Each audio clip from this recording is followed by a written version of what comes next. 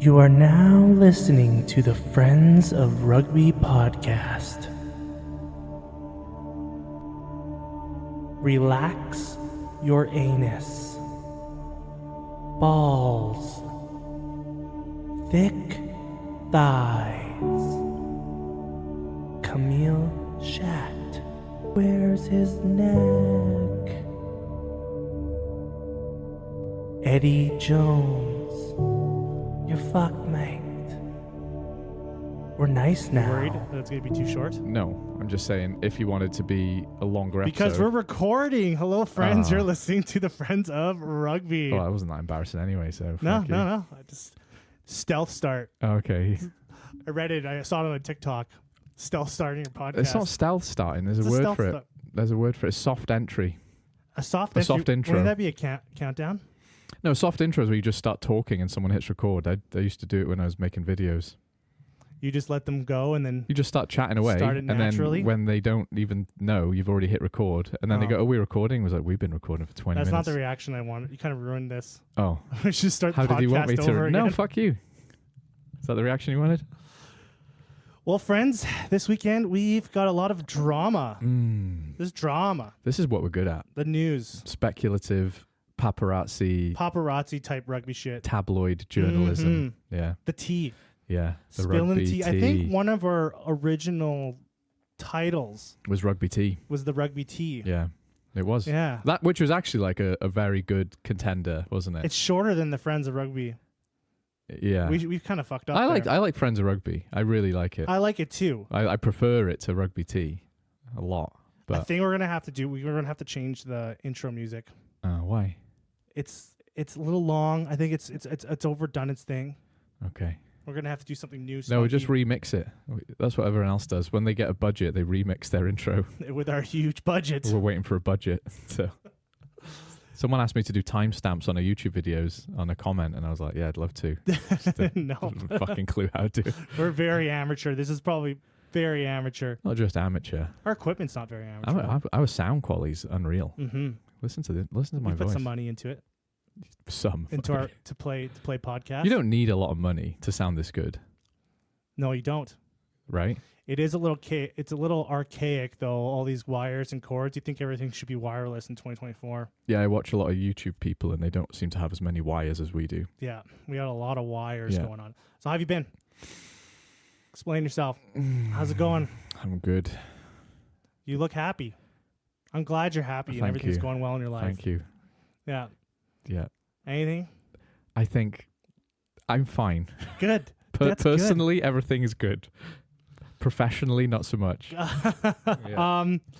I'm doing good too. Good. So where do you want to start talking? What do you want? What kind of? We got a lot of. Let's start at home. Let's start in Canada. That's what I've written down anyway. You start in Canada? I think so. Yeah. Tell me what you think. So Tell me the Canada, the Canadian boys have a new head coach. They do. Steve Meehan. That's right. Long overdue, would you say? Yes. Yeah, it is. Like 5-6 years overdue. Maybe longer, honestly. I know a lot of people when they see this news, Yeah. they're gonna say the same thing. Who the fuck is this guy? You know, that's a good He question. is the What's that guy's name? The coach from England, the L. Bed. Joel Abd. Yeah, everyone's like, who the fuck is Yeah, that? Like, yeah. He is that of Canada. Yeah. Like I mean, at least in Joel Abd situations, he's stepping into big shoes. But he kind of came out of nowhere. He did come out. And he's Well, like, who the fuck is this Maybe guy? he didn't. Maybe we just don't know French rugby that well. Maybe No, in the French he came rugby. out of nowhere. There's a lot of people that had no idea. I think it's a lot of English people who know fuck all Yeah. about French rugby, to be honest. Yeah. Anyway, but like, okay, so Joel Abd stepping into big shoes, right? Felix Jones's shoes. Stephen Meehan is stepping into teeny tiny ballerina shoes here. So Yes, the step in. The shoes are very different. teeny tiny shoes to step into. So I think he'll. Do you know what's funny as well? When people are asking like, who the fuck is this guy? You always know if someone is a bit of an unknown, particularly in rugby, if their date on their date of birth on their Wikipedia is unknown. Like, it's just like, could be 60, could be 65. That's exactly what it He's says in his around. Wikipedia. It says 57-58. It's like, that's how you know he's unknown. No one knows when he was His born. birth date's not even. Yeah. No one knows anything about him. Did he have a fake identity for several years? Like, So, what was your initial thoughts on this? I had to search the guy. Like I'm a rugby nerd, but I'm not that much of a rugby nerd, you know. I knew a little bit about him beforehand because he was hired as the coach of the Toronto Arrows. Yeah, and me and you actually followed the Irish for a little while, didn't we? Yeah, and they before he really got going, they got like the owner died. Yeah, and then the team collapsed. So we never got to see Steve do his Steve stuff. Right, as a head coach. Yeah, I was really liking that his name was Steve. Yeah, it's good. He does spell his name with a PH. Don't you? No. Oh. No. Okay. Which is like weird. If your name is Steve, and you spell your name with the PH, you're not allowed to call yourself Steve. You have to be a Steep or a Steph. A Steph. Yeah, you're not allowed to go by Steve. Okay, fair. I have no problem with that. Right. I've got it's just the rules. I'll let you gatekeep Stevens. I'll let you gatekeep the Steves. I hated it when I was overseas, and I realized that Steve in like Australia, New Zealand, it's like an old man's name. Kind of in the UK a bit as well. Yeah, and I'm like, what do you mean it's an old man's name? It's like being called Hank or something. Yeah, or Howard or Doug or Gord. Yeah. And I was like, no. Steve's not Steve's in a that young, cool guy name, I swear. Like, it's not in that category. And it was. Yeah, I'm called Frank, mate, so we're in the same boat here. Yeah, we are. Yeah. Just shitty thanks, parents. Yeah, old white people names. Yeah. Not that we're fucking young. Anyways, so what was your initial thoughts on Steve here? Steph? Yeah, like you said, I think from what I do know, a little story for you. That when we first became friends, I'd moved to Canada and I didn't drive, and I met you at a Six Nations game where Wales absolutely fucking hammered Ireland to win the Grand Slam in 2018 or 19. Mm-hmm. And you were like, hey, do you want to come watch the Toronto Arrows in the MLR playoff? And I was like, fuck yeah, but I don't drive. And you were like, I'll pick you up from the train station to come and watch rugby. And I was that's like, right. Do you remember that? So you picked me up at the train station. I would have picked you up from like Calgary just to have a friend to watch rugby with.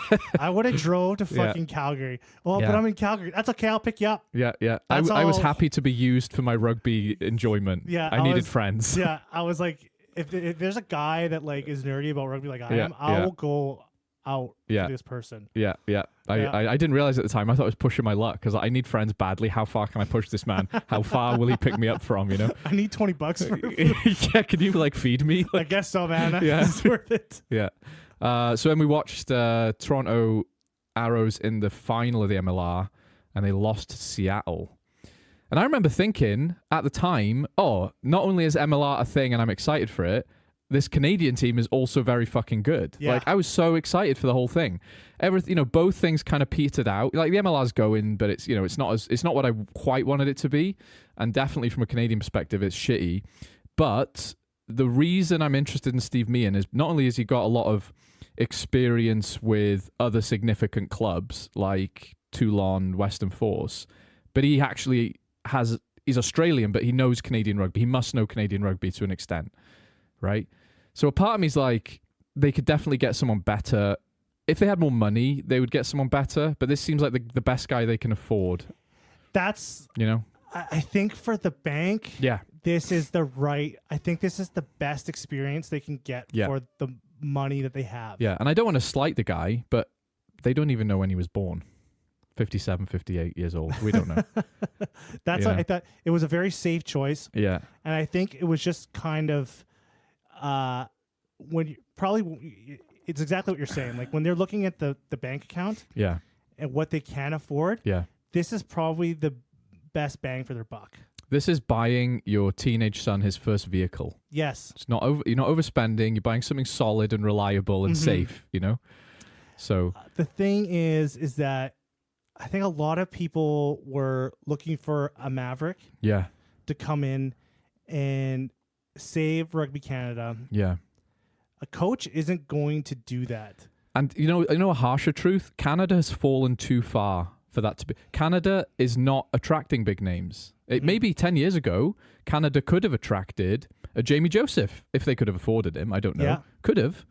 Because they think, Canada, have some pedigree. They get to World Cup quarterfinals. There's just it's nothing a challenge. attractive. They literally they've lost so much reputation now that they cannot expect even a B-list coaching name. That Tyler Ardron article that came out a couple weeks ago, where he basically just trashes. He tells the truth about Rugby Canada. Yeah, it's damning. That it's just a fucking disaster. Yeah. He doesn't want any part of it. Yeah. that was a very big eye opener for a lot of people to see. Yeah. Because I think there's a lot of fans that were screaming it. Yeah. And now the international scene, also, like Squidge Rugby has been crying about this for a long time. He's been preaching about like the shitty like things that are going on in Rugby Canada for a long time. You know, he's kind of like my Patronus. You know, he's a Welsh fan who's weirdly into Canadian rugby. Yeah. You know, I have a lot of parallels with this guy. When I shoot my Patronus at my wand, Squidge's face comes out. You know? So it's interesting because everything I'm interested in rugby, he understands it really well and just tells me what's up. You know, he's like, this is the... I'm like, oh, that's interesting. I didn't know that, you know? I just hope, like, he's got a challenge ahead of him. Of course he does. He has... basically zero feeder system, doesn't really have a real way to gather the best players together. No. He doesn't have a way to really have an impact on the best players. Yeah. Doesn't really have a feeder system to get any new good players. Yeah. It's a massive uphill battle, isn't it? And that's the thing. Like, if it was, you know, you look at New Zealand and you think, okay, Razor coming in, he's the chosen one. They gave him a grace period, and there's a lot of coaches who get grace periods. He comes in with such little expectation that it's actually working against him in this case, because he could lose his first 2 games and go, we don't know who this guy is. You know, I'm talking about the general public. Fuck him. Let's get a different guy, you know? So he not only has to win some games, I don't mean every game, he has to win some games pretty quickly, but like you said, he literally has to sort out Canadian rugby infrastructure very quickly. And as we know, that's a hard thing to do, because we know guys who are kind of attached to the Canadian setup, and it is literally beer league guys who get a phone call. Are you in this part of Canada right now? Can you come to a training camp? Especially not having any professional rugby here. Yeah. You can already see it paying dividends in the States. Yes, you can. Like the Americans were almost a different team. Yep. And I contribute that to the MLR. Yep, definitely. Of course, it's going to be down, positive. The MLR had an impact with these guys playing professional the whole time. Yes. And when you looked at their team, when you looked at Team USA going overseas, playing, first of all, I think they played 3 games. Yeah. Canada only played 2, I think. Yeah, they did. But when you looked at the difference of the teams, that whole USA setup was pretty much all professionals, full-time professional players. Canada was picking from universities, guys from beer leagues. And they have a lot of professionals in their team now because these same guys play in the MLR. But what I noticed in the difference between the Americans and the Americans are just more accurate now because they're together in camp. Their set piece is not the strongest, but it's accurate, right? It works as it should. The scrum and the line out, everyone looks like they know what they're doing. There's less handling errors. Their attack, the attack structure looks practiced. Whereas in Canada, there's still so many handling errors, like wayward lineouts, people jumping at the wrong time. I was trying to look into how many full-time professional Canadian rugby players there are playing right now in professional leagues around the world. Yeah. I was looking around. It was really hard to find. I found one site that compiled like a bunch of countries and how many players they had playing professionally. Yeah. It had Canada at 26. Total number of players not ranked in the world. Like they have 26 players playing professional rugby in the world. Yes. That's less than a training squad, isn't it? So I don't know if that was real. It can't be far off, even if it's not 100% accurate. I would say they got those numbers from somewhere, and I would say that's kind of close to what it is. So it's like just 26 professional Canadian players. If that's real, like I would say there's might be a little bit more. Yeah. But I would say it's pretty close. It is pretty close. I wouldn't be surprised if it sounds about right, you know? I wanted to talk as well about Lucas Rumble. Nothing dramatic about him, right? But he's a really good example of the situation Canada in. I really liked this guy when he played for the Arrows. I really like him now. I watched him play for Canada over the summer.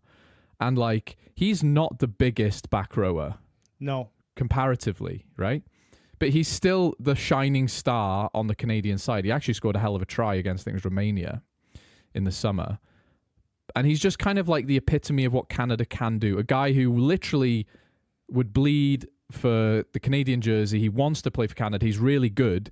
But if he was in any other tier 1 international setup, he wouldn't be on the bench. And I don't mean that in a disrespectful way. He's just not big enough to be, and he's not impactful enough. He's kind of like a Michael Hooper type, like, you know how Michael Hooper was like not like the biggest guy, right? But he had a lot of heart. He had so much heart, so much energy, and like Michael was genuinely world class, right? Yeah. But I see what you're saying. Like what this guy lacks in size, he makes up for in dedication, energy, skill, etc. Mm-hmm. But he just wouldn't get near. I don't think, and I don't want to slight the guys. I really like him as a player. I just don't think he would never get in an Ireland squad. He would never get in an England squad. No, 100%. I was surprised with him that he never went, like a professional team didn't sign him. Yeah, like an outside, like he didn't go to like a Dragons or a Pro D or something, right? He was never picked up in France somewhere. Like he's a very valuable player. He is. He's incredible. He's a good leader. He's got so many qualities, but he's basically as good as Canada can produce right now, and it's good. But if you had a team of that guy and then you go up against Scotland, you're still losing, right? You'd lose valiantly, but you'd still lose. And like I feel like a dickhead for just having a go at him, right? Because I do like him a lot, but he's kind of the epitome of what Canada can produce. And it feels like, they had people like DTH Van der Merwe and Tyler Ardron, Jeff Hassler, that you look back at these guys who are like world class and you could maybe form a nucleus of a really good quality rugby team. And Canada doesn't produce guys like that anymore, Yeah. This Meehan, like Steve Meehan, he's been in some very significant systems. Yeah. Same with the new CEO that came in 2021 or 2022. Yeah, he was a big part of Glasgow, yeah. Yeah. So these guys know, both these dudes know what it takes to be successful. Yeah. They've seen it firsthand. Yeah. I'm just wait and see. Yeah, wait and see. Yeah. But yeah. It was kind of anticlimactic. It was a bit. I think that's what we're getting at, isn't it? We're like kind of reaching for some hot, juicy drama. We're trying to. Actually, what we wanted was someone we could all go, oh, I know who that guy is, and I know his reputation. Truth is, Canada fallen so far, we were only ever going to get an unknown, which is kind of sad. Yeah, because there were some ex-Canadian players that were put around the mix that a lot of people want it, but when I was looking, I was like, these guys don't, like, some of them have drama behind them, whatever. Yeah. Others, like, these guys just don't have the resume that... Yeah, this guy's coaching resume is as good as you're going to get. The one person I thought that they would hire, and I kind of want it, was Phil Mack. I don't know who that is. So Phil Mack was a scrum half for Canada for a long time. He actually was the player coach for the Seattle Seahawks when they won the championship. Okay. Yeah. He was in the Canadian mix for a while. Yeah. He's been all over the place. Oh, there he is. Yeah. Yeah. He actually has 59 appearances for Canada. Yeah. Over nearly a 10-year period. Okay. He was good. He was really good. Yeah. He played in some World Cups. He's 5'4". Yeah, he's not a big guy. No, but he's scrum halves, aren't they? Yeah. Yeah. He's a little taller than that because I've met him in person. He's not 5'4". He's probably about 5'6", 5'7". He's shorter than me. He was shorter than me, but he wasn't like too much shorter than me. Like he wasn't. Yeah. Yeah. Okay. Anyway, like I see what you're saying. It's like there are definitely ex-professionals who you think, okay, they could make an impact, and Canadians I definitely know think them. he'll be in this mix. He'll be in the mix. Yeah. No, well, we know from Kingsley Jones's reign that there's only ever one coach. There can be only one. Yeah. Are you good on this topic? I am. I'm just looking at Phil Mackey. Yeah, also played for the Ospreys. You guys love playing for the Ospreys, don't you? Yeah. See, those Welsh clubs love they love a Canadian, don't they? They love a Canadian bargain guy. Yeah. Yeah. Like, ooh, we can get this guy for nothing. Yeah. That's funny.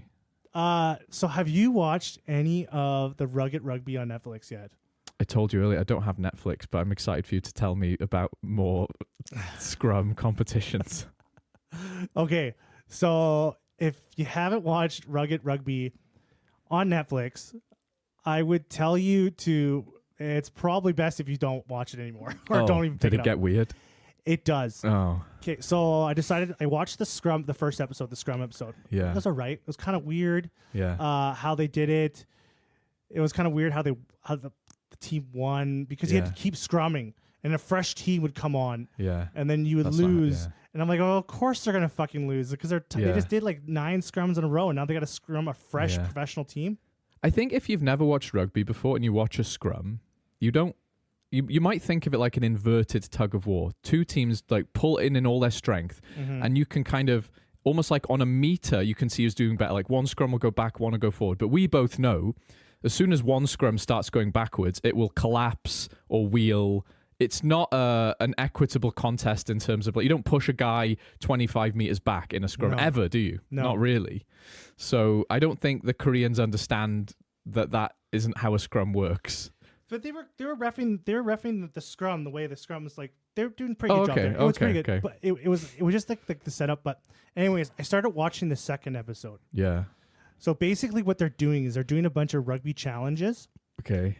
To set up who plays who in this, like, 4-game knockout stage, right? And every game has, like, a different kind of scenario. One is like heavy rain, one gets by, and there's 2 normal games. Yeah. And so they do the second challenge, and it's like a backs challenge. Okay. So I think there's 2 teams come up, and I think they get 5 players each. Yeah. And they have to run through this hallway. Okay. Grab this ball. Yeah. And the team that brings the ball back to the starting spot wins. Right. So you have this, like, sand area with this line where they start in. Okay.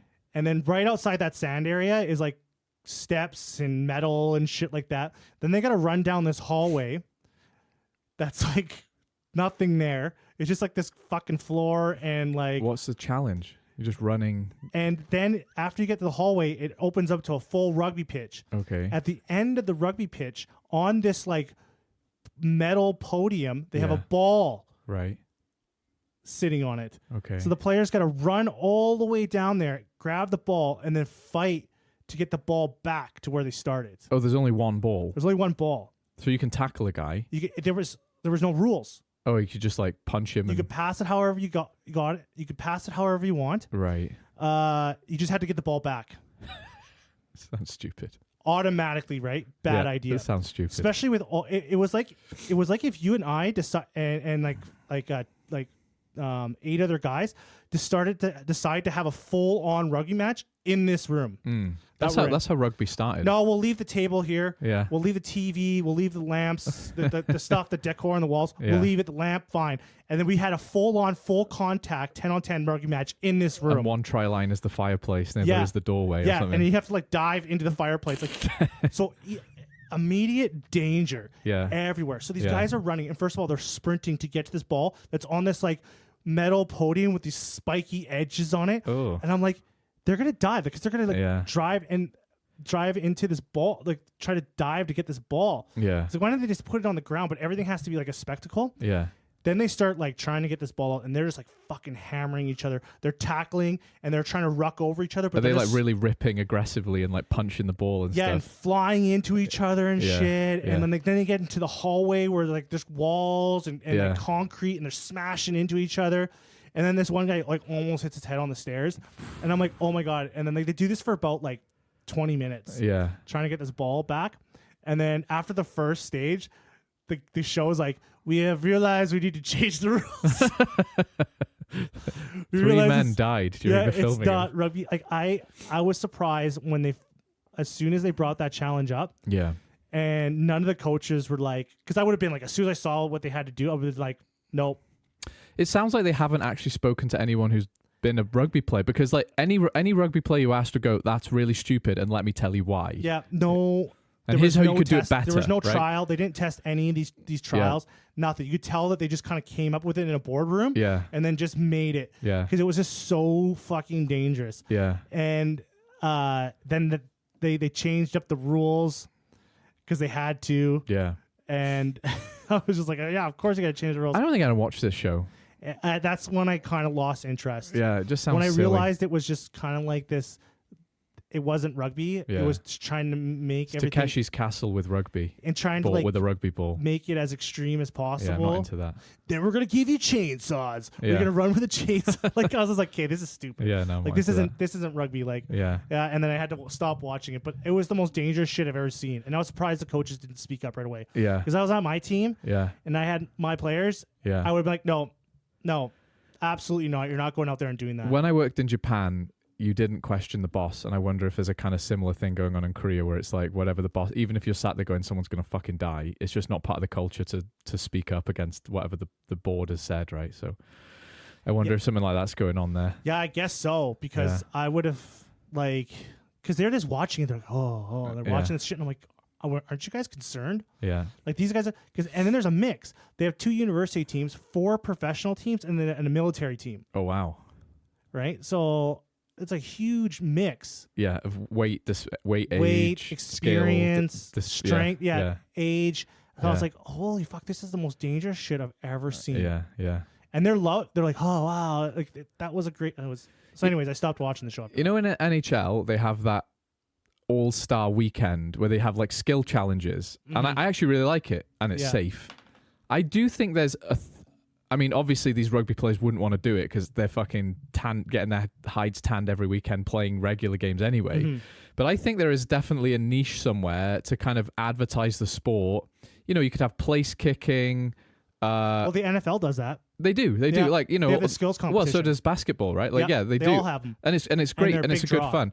But I don't think it really would fit in the rugby kind of, we're traditional and we just play the sport. I don't think it would fit really in the scope of it. But I would watch that if it was done right, you know? Rugby is just anything that works in another sport. Yeah.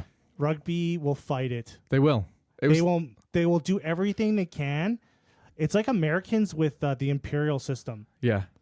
Right? Yeah. They'd rather measure things in a duck's wingspan than use the fucking centimeters for 2 minutes. Yeah, give me 2 thumbs and a half worth. Like, what? Like, they'll do anything. And the weird thing is, they all know what you're talking about. Every time I read a fucking American recipe, it's like, use 2 cups of butter, 2 cups of flour. It's like, they're different weights. That doesn't work in a cup, you know? Like, anyway, nonsense. It's like, but yeah, there's some weird traditionalism in rugby. Frustrating. It's like we were watching Northampton Saracens earlier.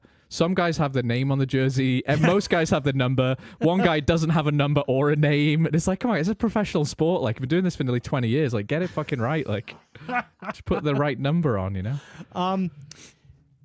Yeah. But that was my rugged rugby. I don't think it's worth a watch. So I give it 2 out of 10. I give it a 2 out of 10. Yeah. 2.5 thumbs down. Oh, wow. 2 thumbs and 1 cup. That's your worst ever review on this pod. And 1 cup and half a teaspoon down. And 3 duck wingspans up. 3 duck wingspans down. Yeah. All right. We're going to talk about Stuart Lancaster. The naughty boy, Stuart Lancaster. Boy. Well, okay, so that was that. I was saying to you, what's that website?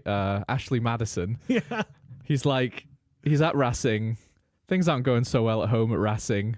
So he sneaks onto Ashley Madison, makes an account. It's like, hey, Munster. He's having some trouble with you. So the news, this has been going on for a week now. The drama with him wanting out of Racing. Why would you make it public? Like, who? Why would you make a statement about it? There's been a lot of back and forth too, because I've even read articles that this is all rumors, none of it's true. Oh, so it's not. But then another rumor comes out, and another thing comes out, and another thing comes out. Yeah. But the one about him like snooping around Munster, he's just in Munster's bushes. Yeah, he's in the parking lot by the skip. Like, you hear like a rustle, and who's fucking getting the flashlight out, and it's Stuart Lancaster. Stuart, is that you? Oh, yeah. How's just going to the shops? Yeah, I miss you. In Ireland? Like, what the fuck are you doing? I just really like it here. You know, I just feel Stuart, at home. You were at Lancaster, you fucking idiot, not Munster. Oh yeah, wrong club.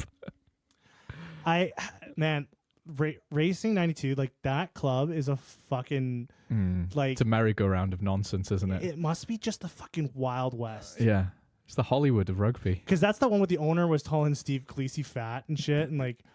Yeah, these French clubs. Did you just call him Steve Khaleesi? Did I call him Steve Khaleesi? I don't know. It'd be funny. That'd be kind of funny. Steve Khaleesi. That'd be kind of funny. I'm calling him Steve Stevie Khaleesi. Stevie Khaleesi. Because they are like the top 14 clubs. Like what the stories that come out of those clubs. Yeah, it is like the Wild West. It is, isn't it? Yeah, it's like stuff you hear about like the what's it called in that hockey league in Russia. I don't know what it's called. Is it the KHL? The KHL. Yeah. It's like KHL type shit. Like these, like the maverick fucking people doing owners. Cocaine off a hooker's tits in a boardroom. Yeah. And going, sign Stevie Khaleesi. Who the fuck is that? You know, the fucking South African. Go get him. It's just, I could see how, like, just the amount of drama, and then you just see some really good players go over, especially Race 92. Like, they go there. Yeah, didn't they have Sexton for a bit, and then they had Finn Russell for a bit. They've had some. They had Dan Carter for a while too. Yeah, no, they've had a string of the best 10s in the world. Yeah. And then they had the South African World Cup winning captain. It used to be Toulon who was the drama boys, you know? Because Murad Boujilal, the owner, he would just, anytime anyone would have a sick day, he would publicly just shame them. It's like, fucking, this guy's had a cold for a week. Fuck this guy, you know? And now it's wrestling are like, no, fuck that. We're the drama boys, you know? So maybe Stuart Lancaster, who was an ex-PE teacher, maybe he just doesn't like the drama. He wants the peace and stability of Ireland back, you know? Because he was at Leinster for a while, wasn't he? There's probably, because these owners are putting mad money into these into these teams. Yeah, big money. Big money's going in, and they want big money results. Yeah, you would. So I would assume that the pressure is hardcore at these clubs. Yes, it must be. It must be, yeah. Because, like, as much as you can look at places like Toulon not getting the results they wanted with the star team they had, you can see that spending all your money on foreign signings doesn't work. I also expect it to work in the same way, because if I spend ridiculous money on the best players in the world, something good should happen. Yes. You know? I agree with that. If you're spending the money, and good on them for putting, their bank accounts at risk. Yeah. I guess so. Guys. I think that's a good thing. Yeah, it's kind of good for rugby. It gives us a bit of star status that we need. And a standard. Yeah. Like, we've got these to have high players are worth standards. this much. Yeah, that's true. Yeah. Right?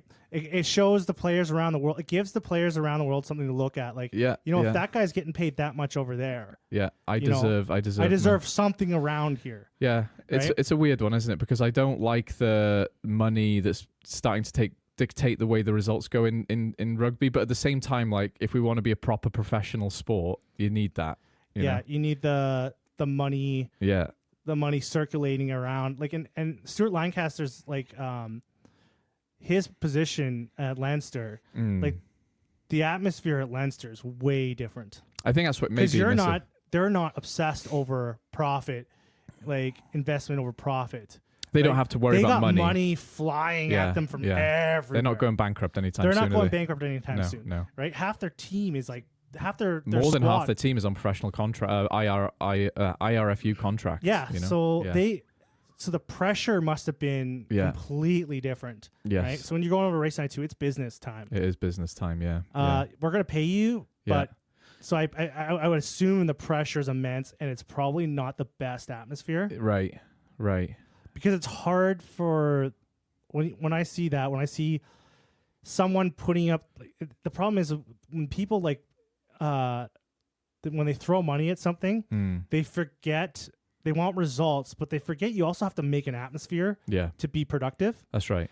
And you have to build a culture. You can't just sign Steve Khaleesi and build a fucking, expect him to be amazing if the culture's bad or if you're not winning games, right? If the environment's bad to be at, like you need to, you can't just have results. You have to have these people want to do this too. Yeah, I agree. Right? Because money does drive an employee. Yeah. Like, if you're going to pay me more money, but if I have to go to hell, like every day, like that's going to be unmotivating. It is.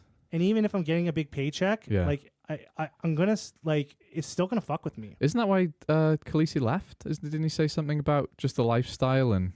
Oh, I never read anything about why he left. Yeah, but with all the articles around him, you can tell like it was a motivator, wasn't it? Yeah. Like, why did Finn Russell leave racing? I don't know. A lot of guys go there for a season to make a lot of money in case they do have to retire because of injury. It's not easy work in. It's not easy work, is it? But like, I'll play every game in the season for $500,000 when I could be making half of that back home. So, I don't know. Stuart Lancaster, naughty boy, but they actually still haven't called a coach at Munster yet. No, which I thought a little weird. I thought they would get into something. I thought they would announce something. I think it's weird as well because it's like they've actually won a couple of reasonably difficult games recently without a coach. So I'm thinking they've changed some things up. They've changed a lot of things up in the squad in that club right now. Yeah, I think they changed their fitness. Yeah. All their strength and conditioning shit. Yeah. They changed up their practicing. Yeah. Because there was some sort of correlation with Roundtree and injuries. Oh, there was. Yeah, so it's pretty evident that actually, Munster have had a like the horrific luck with injuries. His attritional practices. Yeah, I'm kind of thinking this is speculation that he was like a punishing coach, right? That he would punish his teams, yeah, via practice. Yeah, you drop the ball, you do 4 laps and 50 press ups kind of thing. Yeah. So and then if they lost the game, he'd work them even harder. Yeah. And that works for some people, doesn't it? But how much you do it and knowing when to stop and knowing what the right amount is important. Yeah. Isn't So it? it's kind of, and like just the vast amount of injuries. So I think Roundtree was like just overworking them. Yeah, maybe. Yeah, I didn't think of that. Yeah, that was like I think I talked about that on a podcast a few weeks ago. Yeah, where I mentioned how there was a lot of stories about how Graham Roundtree was working these players fucking hard. Yeah, and there was a correlation between the injuries and stuff like that. Yeah. But I'm surprised Munster hasn't. Sounds like they're just sort of sorting things out in the background. Who is do you know who the interim head coach is? I don't know. Is it the Prendergast guy? Sam Prendergast, so good that they just decided to make him. What's on your Googles there? Munster Rugby. Interim head coach. I don't know. Because I would like to know who. I think it's Prendergast, isn't it? Or is it Chris Boyd? No, Ian Costello. Ian Costello. And who the fuck's that? Well, I thought you'd know. No, I don't. I thought, aren't Munster your team? Shut up. I know, it changes every week, doesn't it? I forgot. I can like anyone. I know, I can see that. What else here we got on our main menu? The big news for me, Nigel Walker, the CEO of the WRU, is gone. He resigned after a review. He died. He didn't die. Oh, okay. But Warren Gatland is staying. Yay. Discuss. So Nigel Walker's gone. Yep, he resigned. He resigned. So we hired a new kind of financial head, I don't know what the difference between a CEO and all that kind of bollocks is, but there's a lady called Abby Tierney who came from more of a corporate background. She's a very kind of money, numbers kind of person. I did have some faith in her. She did a review. The review got rid of Nigel Walker and it kept Warren Gatland. And they've said in a statement they challenge Warren Gatland to succeed in the 25 Six Nations. Mm-hmm.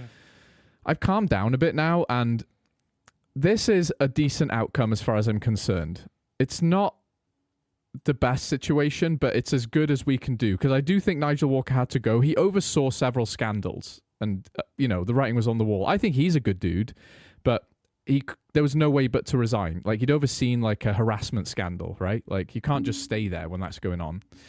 And then Gatland staying, people will talk about should he stay, should he go, till they go blue in the face. The truth is we can't afford to get rid of him. He's not going anywhere until the end of his fucking contract. Or unless he resigns, right? Yeah. And as much as I was angry at him, I don't blame him for not resigning. Why would you leave a job that pays you a lot of money, which, to be fair to him, he probably thinks he can turn it around. Mm-hmm. He probably thinks, and I believe he thinks this. I think there's no one in the world that denies that. No, and here's another thing. There are parallels with Canada. Our stock has fallen so far. People forget we were winning Grand Slams a couple of years ago, right? With Warren Gatland. And even when we had Wayne Pivac, he won us our first ever game in South Africa. He won us another Six Nations championship. We have fallen so fucking far that we're not in the conversation anymore. Do you know what's sad? The other day I was listening to Egg Chaser's YouTube, and he's doing his year review of each team, and they're quite good. And he didn't do Wales. And I'm sat there going, oh, that bastard. And then I realized he's doing teams outside the top 10. He's not doing teams outside the top 10. We're not relevant anymore. I could handle it when people taking the piss out of us for having off days. We're not in the conversation anymore. Our stock has fallen incredibly. And our stock rose under Gatland, and the circumstances he's been given are very difficult. So as much as I think if we had the money, we should get someone new, we can't afford to. And I genuinely believe Warren Gatland, he's not a lazy guy. He hasn't given up. He thinks he's doing the right thing. And he's literally capped a team of children. We're still the youngest Six Nations squad by far, So I still think we're going to be shit for a while, but there's no point changing anything now, right? We are where we are. We'll get better, but it's going to take some time, and we won't get back to where we were for 10 years. The only thing is the thing I only have against Gatland is there's some players outside of Wales that should be being picked. But he's got his hands tied in that situation because we've got a stupid cap rule, right? Yeah, he does. He does have his favourites, and he does. He has a few guys he could be putting in the squad. Yeah, I don't know why he doesn't play a lot of props, particularly like people like Nicky Smith, Dylan Lewis, Wyn he Jones. Just fucking hates props. Yeah, I know. And as a former hooker, maybe he just stood next to him for too long or something. But it's like they just give you the heebie-jeebies. Yeah, and he had a Reece Carey had a hell of a game for Saracens the other day, and I'm thinking like, he publicly shamed Reece Carey for being fat, basically, and no wonder Reece Carey was like, "Fuck this, I'm going," you know. So his man management, which used to be his strength, seems to have dropped off. And you've got people like Mike Phillips, our ex-scrum half on Twitter, just like mocking him publicly, being like, "You're on 600k a year, win some fucking games," kind of thing. Mm-hmm. So it's still a dumpster fire, but at least we have a stable dumpster fire now. We're not throwing gasoline on it anymore. When I was looking at the stats for the URC, I was surprised how many Welsh guys or like the Welsh teams were at the top of some of the stats. We regularly are. There were surprising amount of a lot of the Welsh teams and Welsh players were in the top 10s or the top or on top of a lot of the stats in good ways. And that's why I'm not worried. We will never not produce a lot of good rugby players. We'll be back in 10 years, but it will be 10 fucking years of misery, right? And Cardiff are in 5th now, right? We're Cardiff are having a way, but and as much as Dragons are shite and Ospreys aren't performing, like, you know, we're still improving, and our attendance, especially at Cardiff, is really good. Like, I'm not worried about rugby in Wales as much as other people are. People are, it's dead. It's not.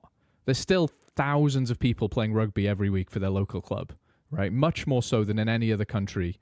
Wales need a winning team. That's right. We just need to remember how to win. One of those teams like need to do something significant. Somewhere. And here's the thing, though, right? That used to be what happened. Like, you'd have like a Cardiff winning the Challenge Cup a couple of years ago. You'd have Ospreys making the Champions Cup. I mean, it doesn't seem significant, but that confidence helps. But now the landscape has changed, where no matter how good you are, the best teams just have depth. We're going to pull off some wins. We're going to make some playoffs, but we're not going to win a URC championship. We're not going to win a Champions or even a Challenge Cup until we get more money and depth. And that'll come, but it's going to be a long time. And everyone else is way ahead of us, you know? So I'm just kind of resigning myself to we're going to be a bit shit and mediocre for a while. Yeah, you can go on and on what they need to do and stuff. Yeah. But they're definitely just to change the whole mindset around it. Yeah. Like a team, they don't even need to win the URC. No, they don't. They need to like make it to a semifinal or something. Like a Welsh team goes to a semifinal. Yeah. Yeah. You know, if they made it to a final, that'd be even better. Yeah. We're already statistically better than we were last season across the board, except the Dragons, right? Yeah. So I just want, I think that would be just having some sort of success. Yeah. Because when it comes outside of derbies, like it's like, like Wales got one win out of the 4, or if that. Yeah. Like it's very often where you just like, we come in on a Sunday to do our podcast, and Wales haven't, and no Welsh teams have won a game. Yeah. Unless they played each other. Yeah. But even that isn't. I get what you're saying. Like, you know, the aggregate will be less Welsh teams won than lost on any given weekend, right? But I still look at the stats, and I still see that Cardiff, Osprey, Scarlet are pulling off big wins. Right, they don't just beat each other in the Italians. Like they've each beaten a significant South African or Irish side this season. Right, so I know we can compete. We just need to be consistent. We need to have depth. All the boring rugby stuff, which like I said, will come. Boring stuff. But like in 10 years, I imagine like where will Leinster be in 10 years if they're still building now versus where will we be? Right? Does the gulf get wider? That's what I'm worried about. Yeah, that's what I was thinking too. Like if they're not going to slow down and wait for us, right? No one's slowing down. Yeah. But at the same time, I feel like Scotland is like I think they're only a few years to becoming in the same situation that Wales is in. Yeah, they're unstable. There's no future coming in Scotland. That's the thing. Right? There's no future. Yeah. At least Wales has like young guys, promising guys coming up all the time. Yeah. Scotland doesn't have any, and they have a good squad now. Yeah. But some of them are aging out. Yeah. And they don't have nothing feeding behind them. Yeah. Italy's, I think, is always going to be Italy. Well, Zebra about to fold, apparently. So. We'll talk about that too. Yeah. But yeah, so it's just that's the thing. Like there is some other unions that are on the trajectory to go on the same thing as it's happening to Wales. It's like I was talking about last week. Ireland, their system means they will never have ups and downs ever again, right? Because they just, because they've got the group ownership by the IRFU and they've got a constant supply of private school academy products, they'll never have a bad day at the office. And I mean, like, they'll lose some games and they might even have a rough season, but they're never going to be bottom of the URC, and any one of those provinces is ever going to be bottom of the URC, right? Someone on YouTube really broke it down, like the whole how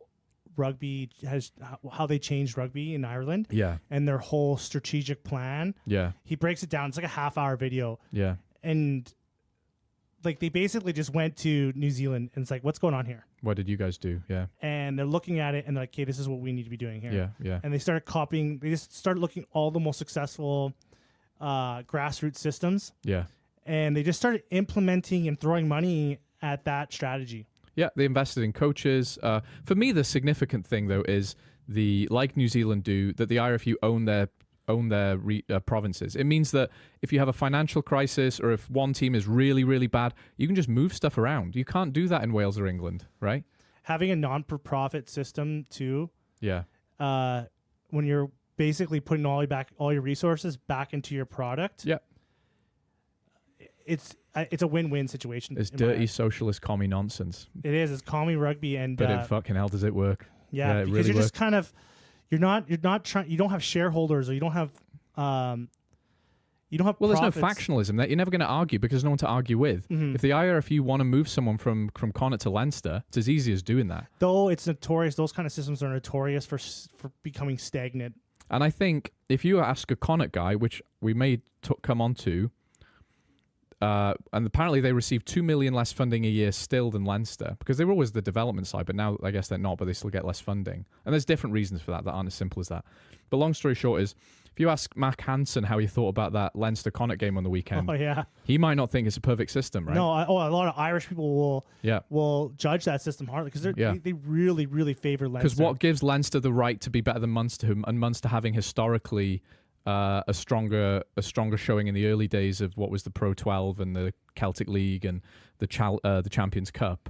And what gives Leinster the right to be the big dogs? And the answer is money, right? The answer is having a massive population with lots of business and lots of private schools that Munster don't have. Yeah, because Irish rugby is they've tiered those teams.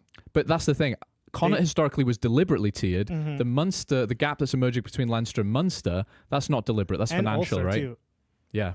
Because Ulster's in a kind of funny situation too. Because what's stopping them from joining the Prem or something? Oh, don't say that. Oh, I've never heard that said before. It gives me chills. Because if you're gonna treat them like a tier, a second tier down. Yeah, but that's the thing about the Irish system. They're not going anywhere. They're not allowed to leave. They're part of the Irish Rugby Football Union, right? They're not allowed to leave. I don't think they want to, but anyway. But with respect to Wales, and you were saying about Scotland and Italy, Scotland are smart. They know what they're working with, so they condense their resources, and obviously it works. So even if they don't have strong youth product coming through, they can always poach 10 South Africans, and it works for them. I don't care, whatever, it's fine. The Italians, whatever. But Z-Break being sold. Yeah, I've heard it's not as dramatic as that. I've heard they're just moving. Like some other guy just bought the franchise and he's moving him to a different part of Italy. I think they have a potential buyer. Yeah. There's a potential person that might be interested. Yeah. At this moment. Yeah. But they are definitely 100% not going to be in the URC next year. Really? Yeah, they will be stopping operations. Oh, wow. So that's for sure. They are for sale. Okay. So they're looking for an investor. I don't know if they'll find one. It sounds to me like they're just basically moving to a different city, getting a different owner. They're just not Zebra, but they're Zebra. It's the same team. That's what I heard. Because I was surprised that there's no team in Rome. Yeah. Like a rugby team in Rome. I thought there would be... I just don't think... I thought that a while ago, and then I read a bit about it, and it's just that rugby's a big sport in northern Italy, and that's about it. It's just not on people's radar in the big cities. But when they play their Six Nations games... Yeah, but that's different, isn't it? Like that's the national team, and you need a big international stadium and all that kind of stuff. So I think it's a bit different kind of. And even then, you watch some Six Nation games in the Stadio Olimpico, it's not full. I wonder how that's going to affect Benetton after Zebre folds. I don't think anything changes because right now I don't see them finding an investor. I don't see them having a team next year.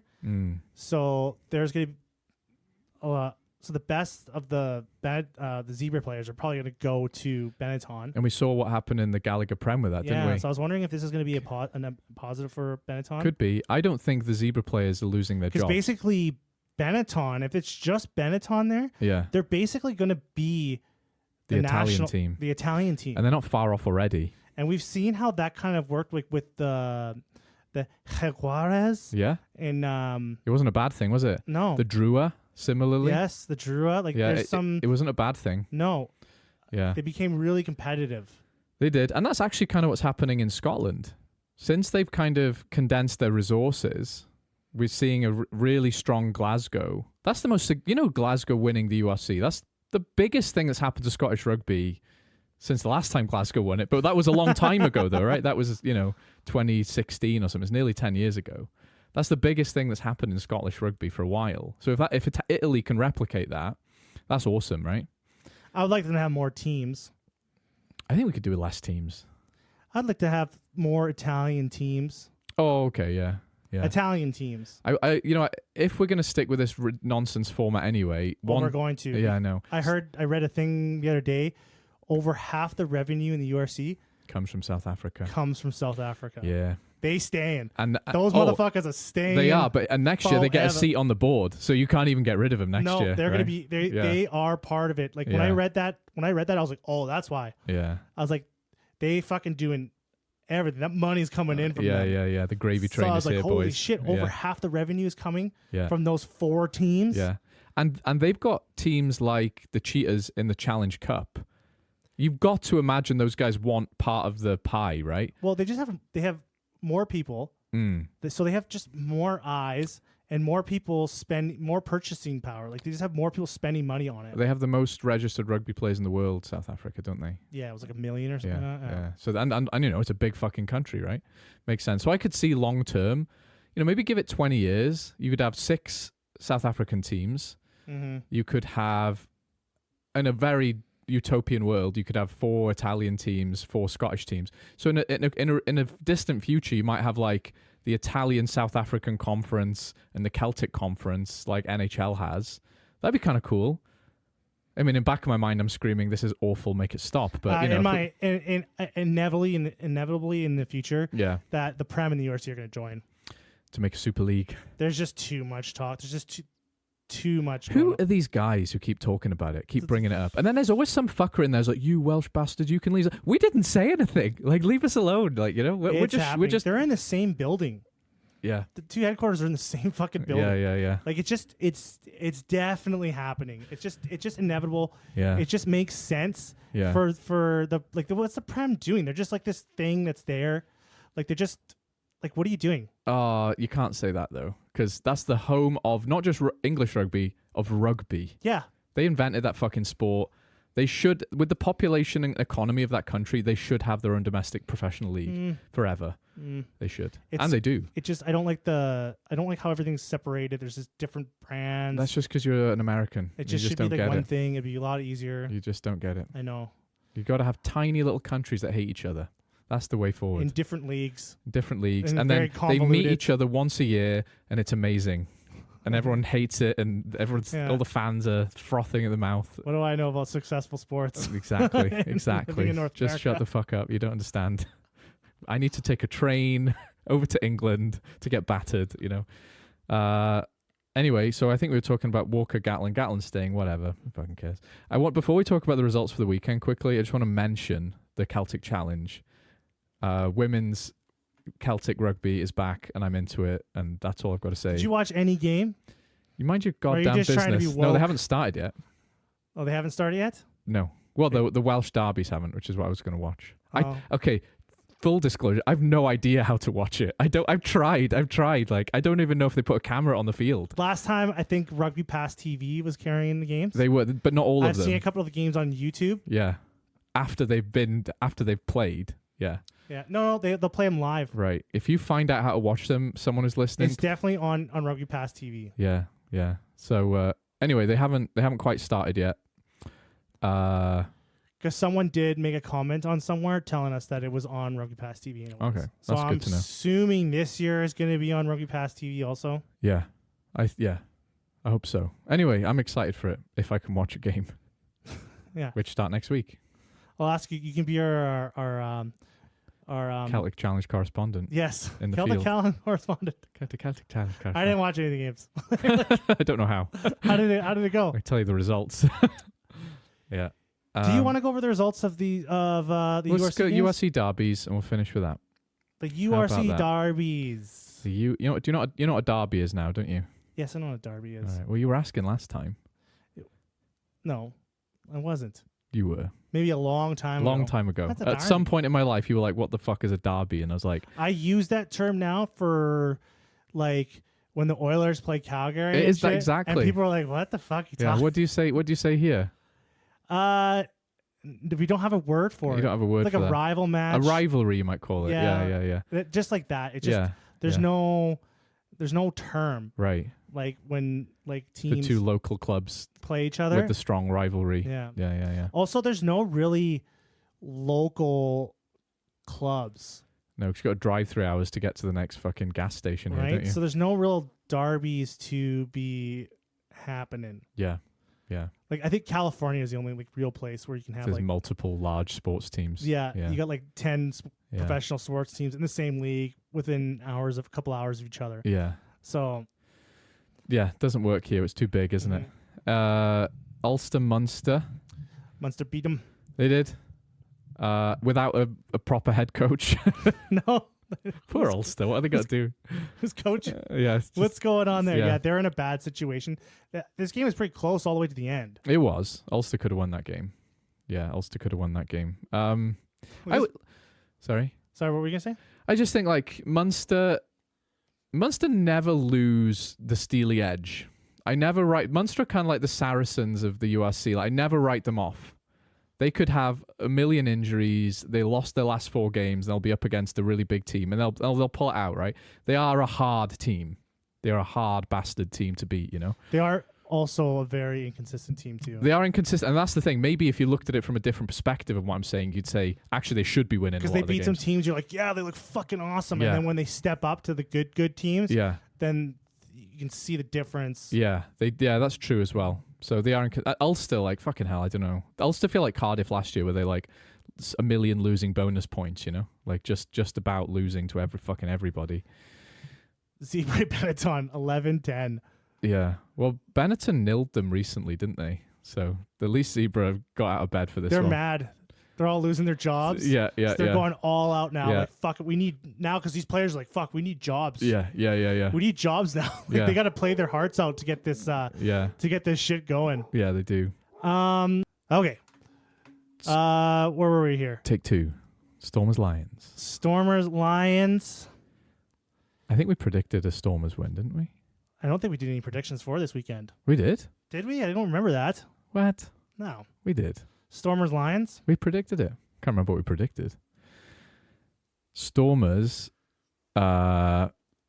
getting like off the radar a bit, getting better every game. And Lions. Getting worse every game. Yeah, they were like the hot team at the beginning of the URC. Everyone's like, oh, they're undefeated. Yeah. But I remember how we were talking like, I don't really believe it. Yeah. Like, look who they've beaten. Because they were shit season before. Yeah.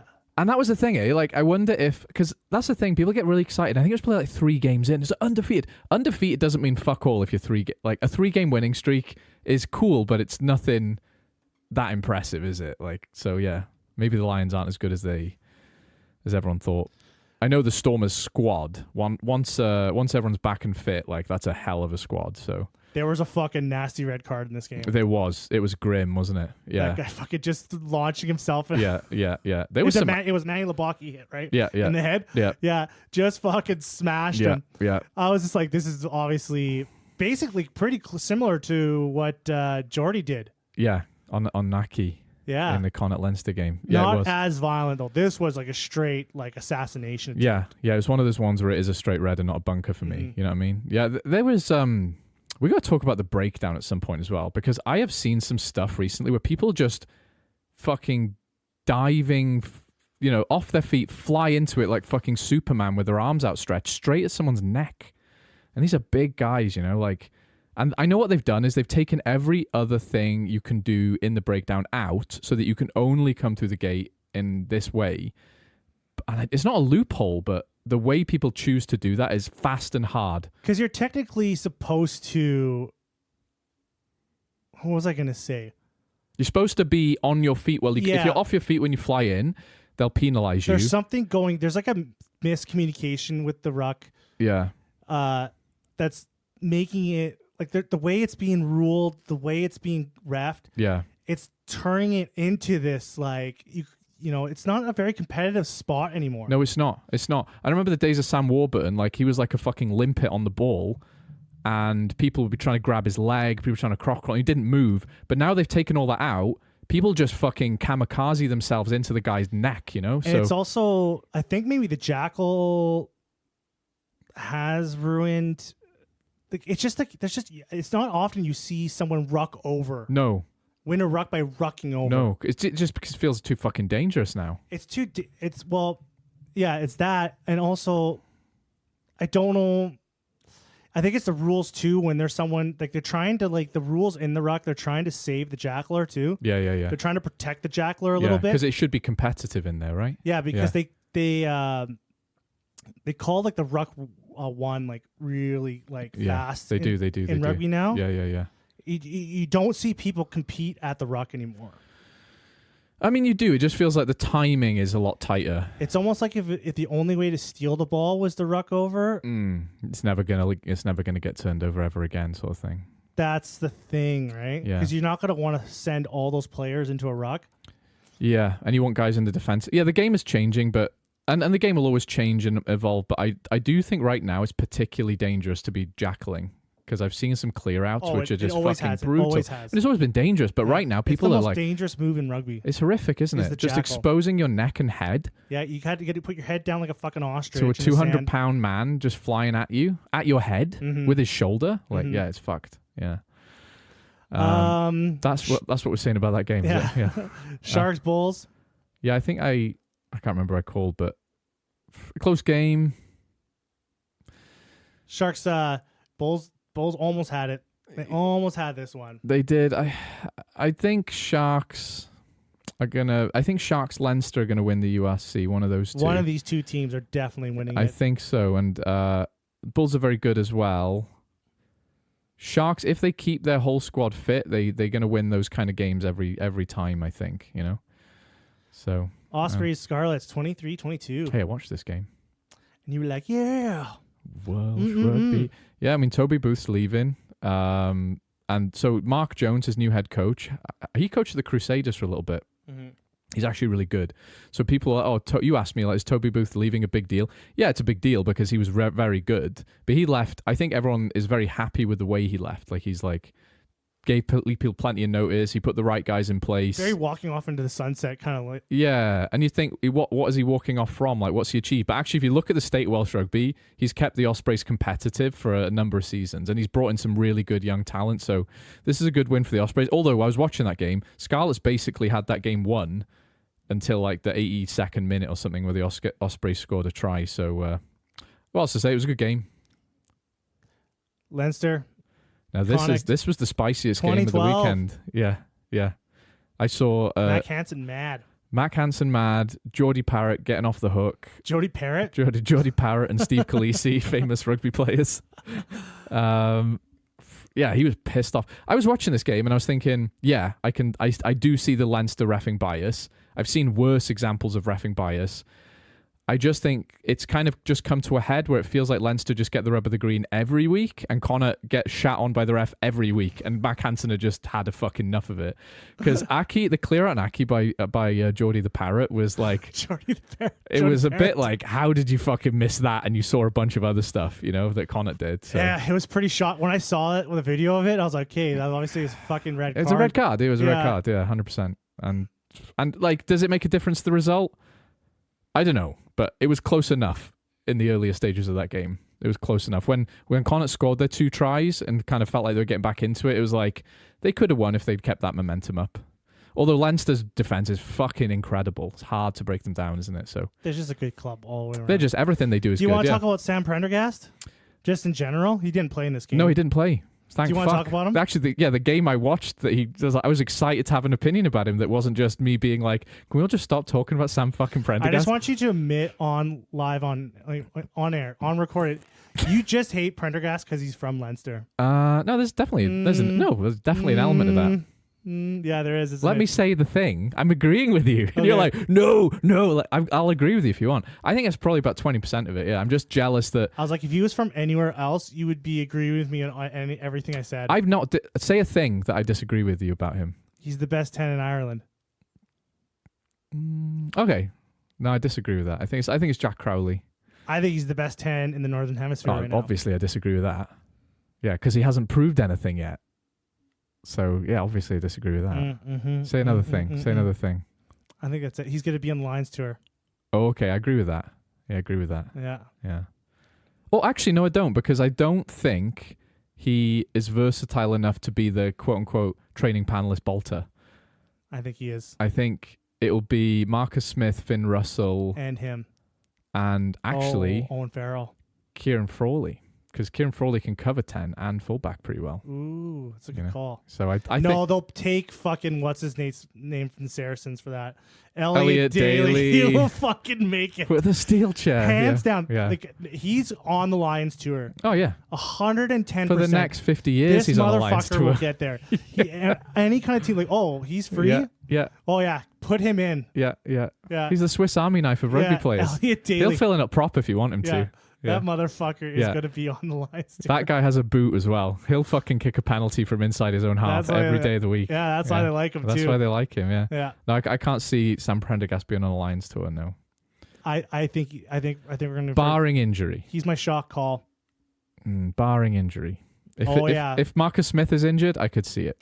Because right now I think Finn Russell and Marcus Smith are in the top contention for the 10s. 100%. Yeah, or Jack Crowley, one of those and three. And then I think they're going to bring 3 10s. I think Owen Farrell's definitely in there. Well, you're kind of arguing against yourself then, because you're making less room for your wonder kid. I think one of those guys, Andy Farrell's going to make a shot call. He's going to take Sam Prendergast over Crowley. He's going to take him. Well, Crowley's not going to. I don't think Crowley's going to go. Okay. I think he's going to call. I think he's going to pick. This is nuts. I know you're going to say something that's really going to annoy me now. Yeah, he's going to pick Sam over Finn Russell. That's the most ridiculous thing you've ever said. Do you know how ridiculous that sounds? I know. That's crazy.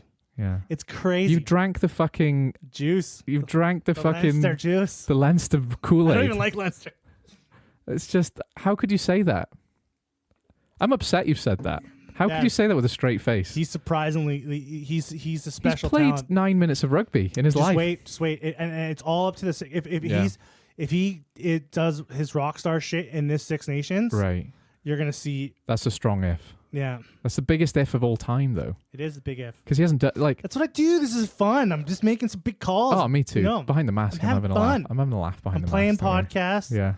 With my buddy. Yeah. Right. And if Sam Prendergast... If Finn Russell was in this room right now, sat in that chair, and you said to him with a straight face, we're going to pick an untested child over you, the greatest 10 the Scottish rugby's ever produced. If Sam Prendergast has a good Six Nations... Yeah. Well, they'll have picked the Lions squad because he brings a lot of what Finn Russell brings too. Yeah, but Finn Russell's been bringing it for years. We know he can bring it. Mm-hmm. Sam Prendergast has one bad game from never playing for Leinster again. You'll see. We'll see. Man, if he does pick him, fuck. Yeah. I'm talking shit. Maybe I'm talking some shit. The poor Burns boys, eh? They go home to their mothers for tea, and then no one talks about that. No. How was school today, my Burns boys? This new kid, Sam, came in, and he's really good. I'll call Andy. Don't worry, I'll have a word. Last game of the weekend, Glasgow pounded Edinburgh. Sione Tuipulotu said, "My brother is a sideshow." No, he's the mate. He's a side quest, not the main event. As if to say, stop talking about me and my brother playing. I'm here to fucking fuck up Edinburgh. Does his brother play for Edinburgh? Yeah. Oh. Yeah. Some rivalry. Yeah. Bantering with the younger brother. Yeah. I love how every time Glasgow and Edinburgh play each other, they act like it's going to be close. And everyone's like, oh yeah, Glasgow by a point. Like, no, shut up. Glasgow are another fucking league. Edinburgh should be better for their squad. And they do have moments of good. Yeah. They're a bit like Munster, actually. They are kind of like, it is very, their squad, you look at them on paper and you're like, oh, they should be a really good team. Yeah. And then they just lose some games or don't perform the way you think. Yeah. Like this game shouldn't be 33-14. It shouldn't. I mean, we know who Glasgow and Edinburgh are, so we're not surprised. But you're right. If you just look at those two sheets of paper of the team sheets and go, what's going to happen? That's not the scoreline that should have happened in that game. It's not. That's the scoreline that should have happened in the Leinster Connacht game. Yes. Not the Glasgow Edinburgh game. I agree. Yeah. I don't know what else to say about like Glasgow. I love writing them off, but I'll never write them off against Edinburgh. You know, not with the current situations going on. So. But that should be in reality, like just on paper, it should be harder to call. It should be. Yeah, we know what's going on. The last round 8 is on Thursday. Yeah. Dragons Cardiff, round 8 still. Do you know why? No. Okay, so we have a tradition. Oh, it's a tradition. Yeah. I'm not going to tell you now. Fuck off. Stop recording.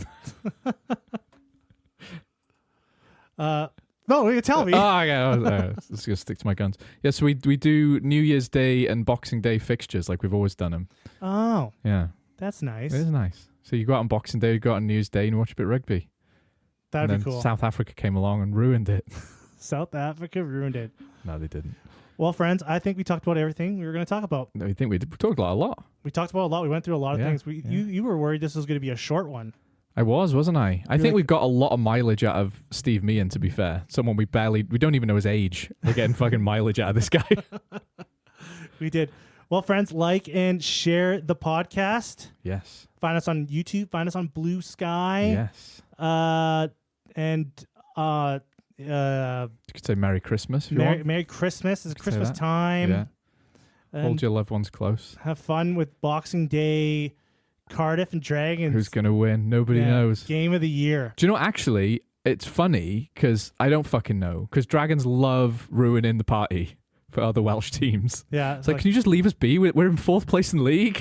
Yeah. And Dragons are like, today's the day, boys. Yeah, let's go. We really Do you know who we beat this year? Newcastle. Just licking their lips. Have a good one, friends. Okay, see ya.